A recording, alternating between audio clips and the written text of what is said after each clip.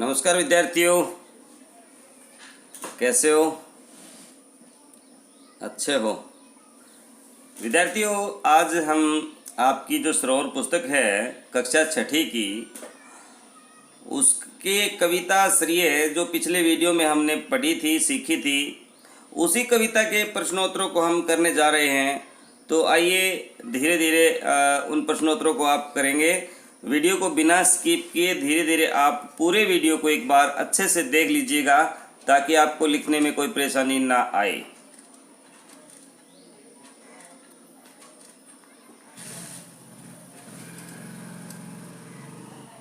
ये शब्दार्थ भी दे रखे हैं। कुछ छीजना होता है, आकार बढ़ना घटना, मेघ बादल होते हैं, कठैठे काठ से बने हो, ठोंठ निराला, मरमरित पत्तियों के हिलने की जो आवाज़। तो आइए देखते हैं प्रश्न। पहले मौखिक प्रश्न जो आपके हैं, पहले हम मौखिक प्रश्नों को ही देखते हैं।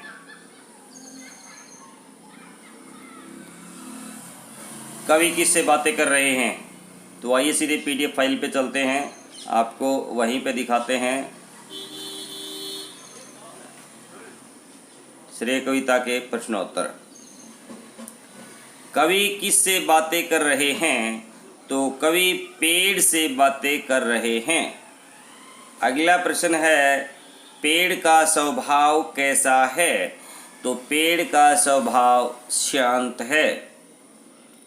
अगला प्रश्न है, सब कुछ सहकर भी पेड़ किस प्रकार खड़ा है? सब कुछ सहकर भी पेड़ सीधा खड़ा है।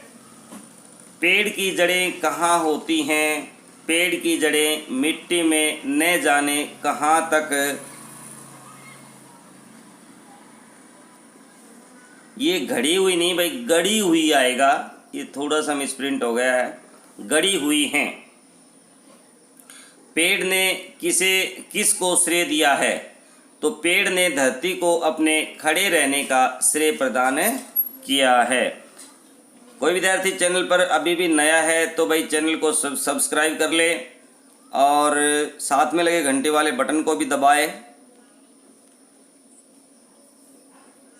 नोटिफिकेशन को ऑन कर ले ताकि आने वाला हर वीडियो सबसे पहले आपके पास पहुंचे और आपकी पढ़ाई है वो अनवरत रूप से जारी रहे।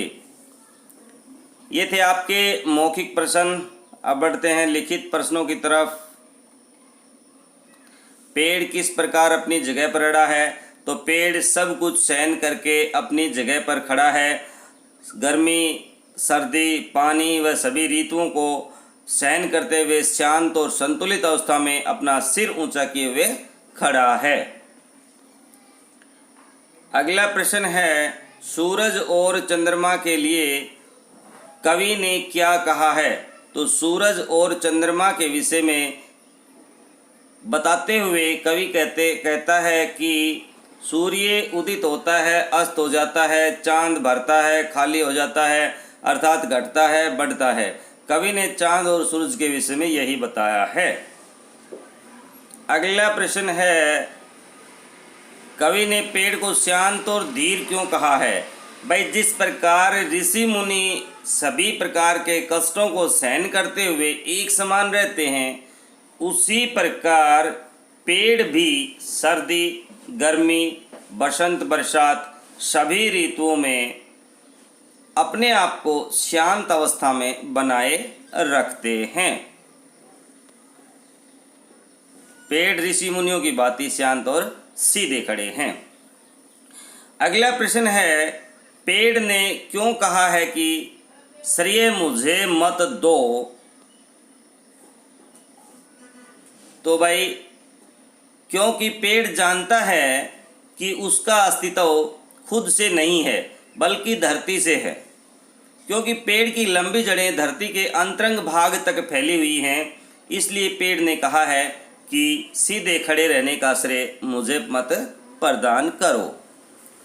अगला जो प्रश्न है, अंतिम प्रश्न जो है इसका, मिट्टी के बारे में पेड़ ने क्या बतलाया है?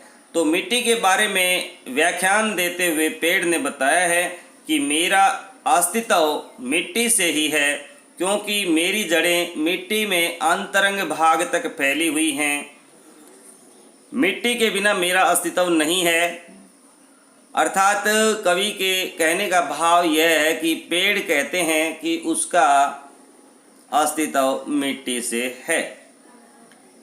तो ये आपके प्रश्नोत्तर जो हैं मैंने छोटा PDF करके भी उसी तरह से भी दिखा दिए हैं, तो आप अच्छे से इनको लिख सकते हैं। यदि किसी विद्यार्थी को बड़े अक्षरों में दिखाई देने में प्रॉब्लम्स होती है तो ये इकट्ठा दिखाई दे रहे हैं, आप इनको ऐसे भी लिख सकते हो। सारे के सारे प्रश्न हैं एक ही PDF में, आप इसको अच्छे से देख सकते हैं। मैं हर संभव कोशिश करता हूं कि आपको किसी तरह की कोई परेशानी ना हो। ये देखिए आपका जो है PDF कंप्लीट हुआ। इसके बाद ये प्रश्न नंबर 3, पहले प्रश्न में आपने मौखिक प्रश्नों को पढ़ा, दूसरे में लिखित प्रश्नों को पढ़ा। अब जो है आपका प्रश्न नंबर 3 है, निम्नलिखित पंक्तियों के अर्थ लिखिए। सूरज उगता डूबता है, चांद भरता छीजता है, ऋतुएं बदलती हैं, मेघ उमड़ता पसीजता है। तो इसमें आप लिखेंगे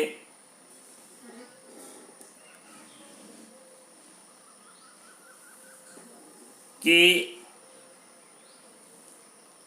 तुम सब कुछ सहते हुए, संतुलित शांत रहते हुए, विनम्र हरियाली से ढके पर भीतर से ठोंठ कटहते खड़े हो।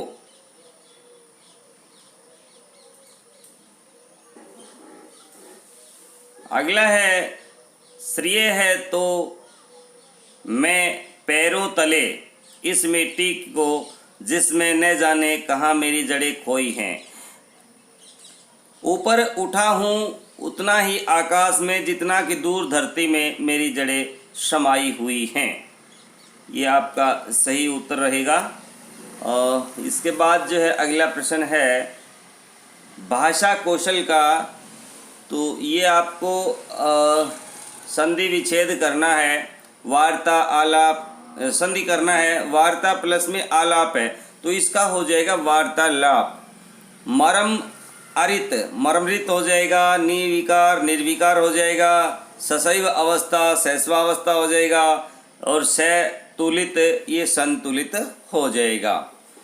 अगला जो प्रश्न है भाषा कौशल में, एक अन्य शब्द जोड़ करके युगम बनाते हुए उसमें वाक्य बनाने हैं आपको। उगता डूबता, बार बार, हरा भरा, उमड़ता पसीजता, आंधी पानी। तो सूर्य समय पर उगता और डूबता है, वह बार बार पाठ याद करता है। हरा भरा, सावन में सब कुछ हरा भरा लगता है। उमड़ता पसीजता, उसका मन उमड़ता है और ना पसीजता है। आंधी पानी, आंधी पानी, आंधी पानी बरसते ही रुक गई। तो ये आपका युगम शब्द का वाक्य हमने बनाया। अभी अगले प्रश्न में आप पढ़ेंगे निम्नलिखित शब्दों की पहचान संज्ञा या विशेषण के रूप में कीजिए। तो हरियाली विशेषण है, धीरे संज्ञा है, धीरे धीरे ये है ना क्रिया की विशेषण, क्रिया विशेषण है भाई ये, सॉरी। तो धीरे धीर धीर है तो संज्ञा है भाई, सॉरी। धीर संज्ञा है, विनम्र संज्ञा है, शांत संज्ञा है। अगला प्रश्न है संतुलित शब्दों में वाक्य बनाइए। विनम्र, वह बहुत विनम्र है, यानी केवल थोड़े शब्दों में है ना वाक्य का निर्माण करना हमने। श्रेय, इसका सारा श्रेय भारत को मिला। धीरे धीर, धीर पुरुष कभी पीछे नहीं हटते। आगे है इसका घ भाग, हमें संतुलित भोजन करना चाहिए, बगीचे में हरियाली थी। तो छोटे छोटे वाक्य बनाने थे, संतुलित से वाक्य बनाने थे जो हमने बनाए। आगे जो है ध्यान से पढ़िए। जो पीछे संधि आया हुआ है ना, तो संधि शब्द का अर्थ है जोड़ या मेल, अतः वर्णों के परस्पर मेल से जो विकार उत्पन्न होता है उसे हम संधि कहते हैं। विद्या प्लस में आलय विद्यालय, उत प्लस में नति उन्नति, परम प्लस में ईश्वर परमेश्वर, नमः प्लस में आकार नमस्कार। तो कभी कभी अर्थ में विशेषता लाने के लिए कुछ शब्दों का प्रयोग जोड़े के रूप में भी किया जाता है, जैसे साथ साथ, दिन रात।